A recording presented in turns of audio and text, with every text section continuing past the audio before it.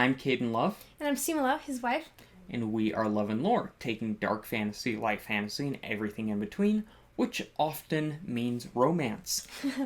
Yes, I'm the soft romantasy reader here. Caden prefers hard fantasy. And somewhere where tastes, I guess, converge is Brandon Sanderson, because he sometimes has both. He's not too hard, not too soft.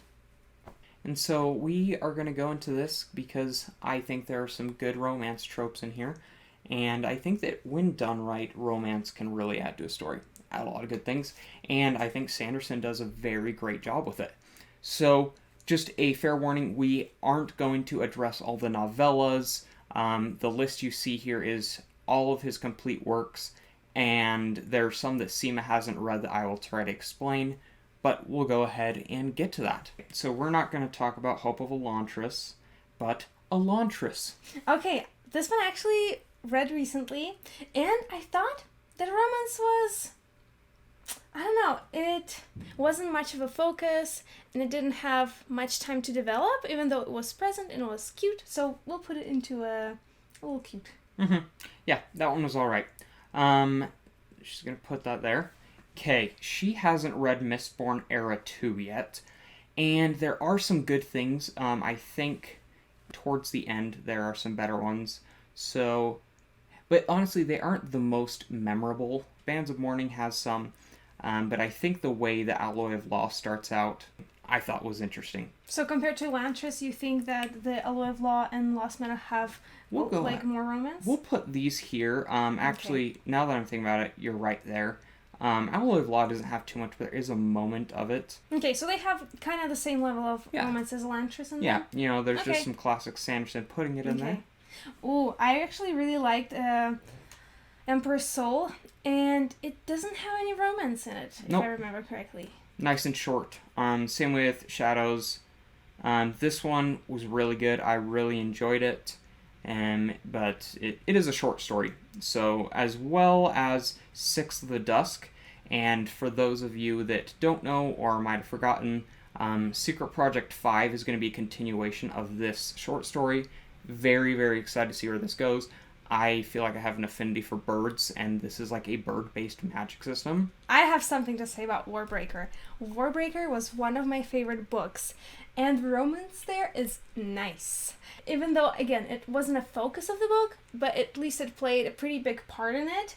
And I love it when romance is so much a part of a plot that the resolution at the end is like a direct result of someone's love.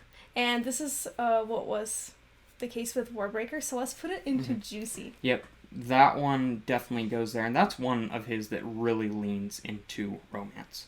White Sand, we are not going to get to, as well as the 11th Metal, that just being a short story, as well as the Secret History. But now, Mistborn. Okay, so I have something to say about Mistborn too, because I really liked romance in the first book especially. So let's put the first book in juicy. Mm-hmm. The tropes that were happening in there were some of my favorites, and I really enjoyed that the first book had some kind of balls there, like social events where the main characters were introduced to each other. So I really enjoyed that aspect of it.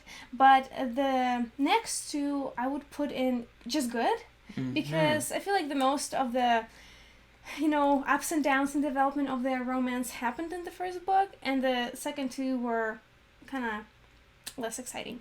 You do get a lot more of that romance here, but I do think the end of this book is not like necessarily juicy, but it is beautiful romance. I loved it so much, but I think that you're very reasonable with what you have there.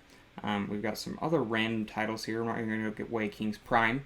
So Seema actually has not read Stormlight Archive, but I have. So Edge Dancer, and we will go down to Dawn Shard. Those being novellas do not have a lot there. I don't remember much from there, so we're going to put that into not applicable. This one, I think you got some good ones there. Kind of the drama we have with a certain love triangle. I think you have some interesting things there. As well as Dalinar. What we see Dalinar due after, the death of his brother. That's not a spoiler. That is literally the first chapter of the book. I think that has some really cool implications. We are going to go now to the Secret Projects with Tress of the Emerald Sea. Okay, that one was, like I mentioned in the previous video that we made about Brandon Sanderson books, it felt more like a middle school kind of read. It was fairy tale, but it was cute. Mm-hmm. I definitely will put it in a little cute. That's what I thought too. Like, she's going to go on a quest basically to find him, and that is what it is. It's a little cute. Okay, I don't really remember any romance in Frugal Wizard, as well as the Sunlit Man. I don't recall any romance there. Mm-hmm. But Yumi and the Nightmare Painter, you can talk about this, but I'm throwing it right up there. I'm throwing it into Juicy too, because this is one of rare books that almost focuses on romance. Mm-hmm.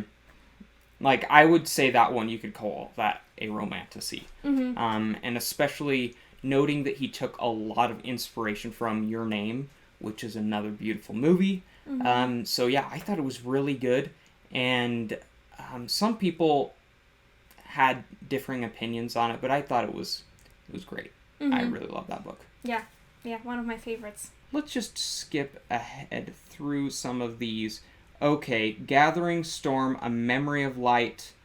These are the last books in the Wheel of Time. You do have some good relationships with Perrin and his wife. I think that you have some good stuff there. All these I will put there. They're nothing really great, but what we all love is we love Rand and his interest in 3 women the whole time. I'm just kidding. We're going to put those there. Honestly, if we were just going on Rand, he'd be down below this. That guy needs to pick a woman. Siem and I actually went on a road trip to Las Vegas and listened to the whole Legion series on the road. The only one that really has much romance is the last one. Am I right? It's almost non-existent. So we'll put that in okay. We have Skyward. So I'm going to put these here. I have only read the first 2.